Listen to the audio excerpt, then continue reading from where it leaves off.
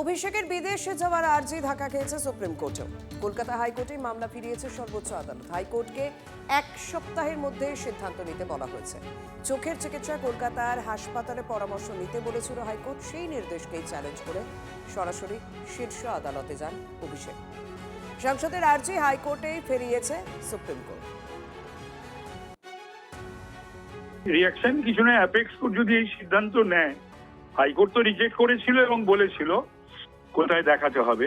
Supreme court যদি হাইকোর্টেই আবার ফিরিয়ে দেয় এবং 1 সপ্তাহের মধ্যে তাদের সিদ্ধান্ত দিতে দেয়, সেটা 1 সপ্তাহ অপেক্ষা করতে হবে হাইকোর্ট কি চায়, হাইকোর্ট কি নির্দেশ দিল। আমি নিজে দেখেছি যে বেশিক্ষণও তাকিয়ে থাকলে, বেশিক্ষণ কাজ করলে চোখ লাল হয়ে যায়, চোখ দিয়ে জল পড়ে, এগুলো দেখা।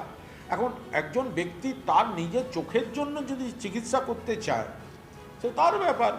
এর পক্ষে বিপক্ষে তো আদালত বুঝবেন, তদন্তকারীরা বুঝবেন, আমরা কেন মন্তব্য করতে যাব? বিজেপির কোনো নেতার আত্মীয় স্বজন সারা দেশের, তারা বিদেশে কখনো চিকিৎসার জন্য যান না তো।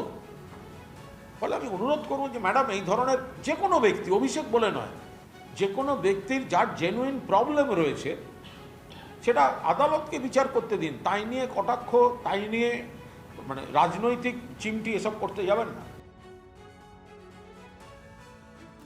অভিষেক পালাতে চাইছে, অভিযোগ ঋতব্রত। ডিপ্লোম্যাটিক পাসপোর্টের অনেক সুবিধা, একবার গেলে আর ফিরবে না, অভিযোগ বিরোধী দলনেতা।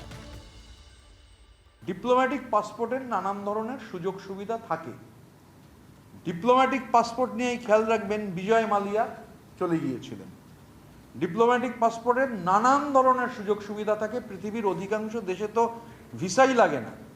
ধরুন ডিপ্লোম্যাটিক পাসপোর্ট নিয়ে এই চার্টার্ড ব্যুরোক্র্যাট, চার্টার্ড মাফিয়া, তিনি তো ডিপ্লোম্যাটিক পাসপোর্ট হোল্ডার। এবার ডিপ্লোম্যাটিক পাসপোর্ট নিয়ে যে দেশের সঙ্গে প্রত্যর্পণ চুক্তি নেই, সেখানে গিয়ে যদি পাসপোর্টটা সারেন্ডার করে অ্যাসাইলাম সিক করেন, তাতে কেলেঙ্কারি হয়ে যাবে। ফিরবে না, পালিয়ে যেতে চাইছে। পালিয়ে যেতে চাইছে বলেই হাইকোর্ট বলে দিল এসএসকেএমে যেতে।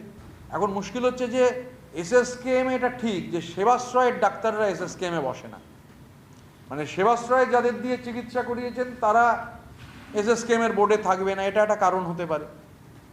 আর আমি তো এই যে সেবাশ্রয়, এত লোকের যে ক্ষতি হয়েছে, ওনার তো চোখের চিকিৎসা সেবাশ্রয় করিয়ে নেওয়া উচিত।